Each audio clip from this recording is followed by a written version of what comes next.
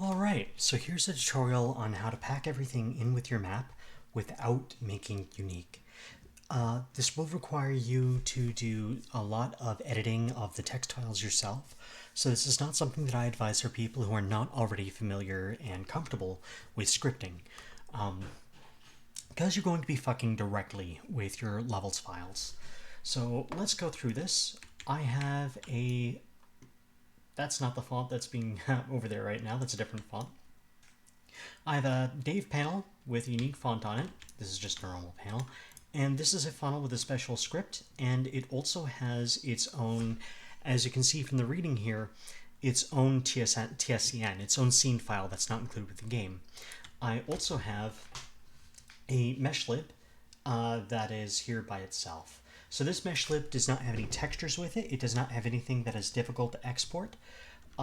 Just note that. I'm only giving you the basics here. There's still a lot you need to figure out for importing music, for importing some fonts. Others are fine straight off the bat. But here is the basics of how to go about it. So first of all, I'm going to upload this to Steam Workshop.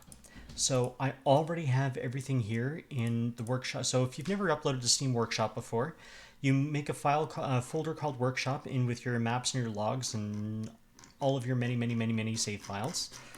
And here's my levels. So you make a different folder in this for each of them, and then you make a metadata text. So this contains, you don't need to fill in the file ID.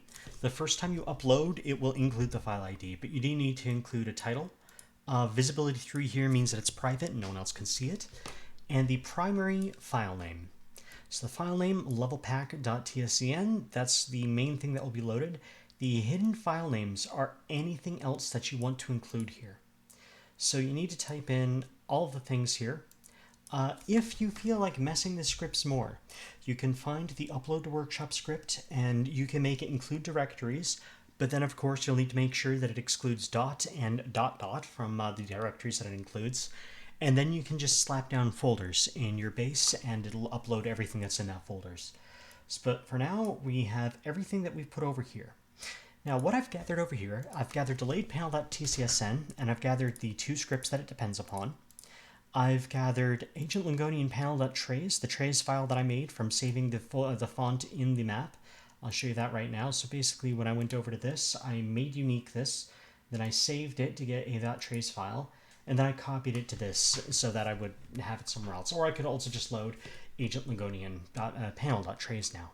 So let's go back to this. Actually, let's go back to this. So now let's go into level pack. That'll be the main one we will want to be modifying. And up here, these are all absolute scripts, since they start with res, or they start with user, or they start with other stuff. Let me not modify that. You might notice some of these, like this one, are already modified. All I did is, to make this a relative path, is delete all the stuff at the front. This is now in the same folder, so when you put in just agent Lingonian panel.trace here, it's going to be looking for a file called that in the same folder as the TSCN is. There's no way to save it like this inside of the editor, but this is all you need to do to make a relative path. I did it the same way for my mesh lib here, as you can see, and I did it the same way here for my delayed panel.tscn. My delayed panel.tscn, I also did that to my two scripts here, to the panel delayed answer and line edit panel delayed answer. And I also went into agent Lingonian panel.trace, and I changed this to just read another, again, a relative path. Now, there are still things that you can't do this way. You are unable to use unique classes, for example, although you can extend existing classes, as I have done with the delayed panel.jod.dd. So there is a class registry that Godot uses, and if your class is not within that registry when the game is exported, you're not going to be able to use it. So I cannot make new classes and include them with the map this way. So that's a bit of a bummer, and it makes things a lot more inconvenient, but so it is. So now that I have all this ready, I go into Lingo.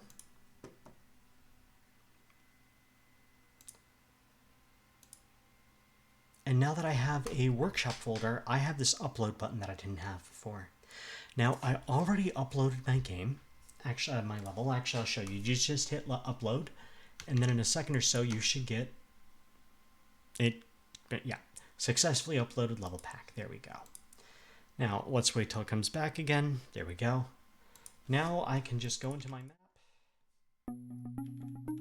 So this is just a normal panel. It works as expected. This is a panel delay. It has its special script that's only referenced within a packed scene. And this is my own special font.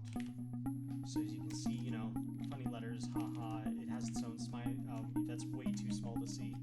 And there we go. Hi. So that's how you would import your own fonts and your own scripts into the Steam Workshop. Of course, you can also do this with custom maps that just get loaded into the maps folder of the Lingo folder. It's the same process, except you don't have to go through Steam Workshops. So there you go. This took a long time to figure out and a lot of dead ends. So I appreciate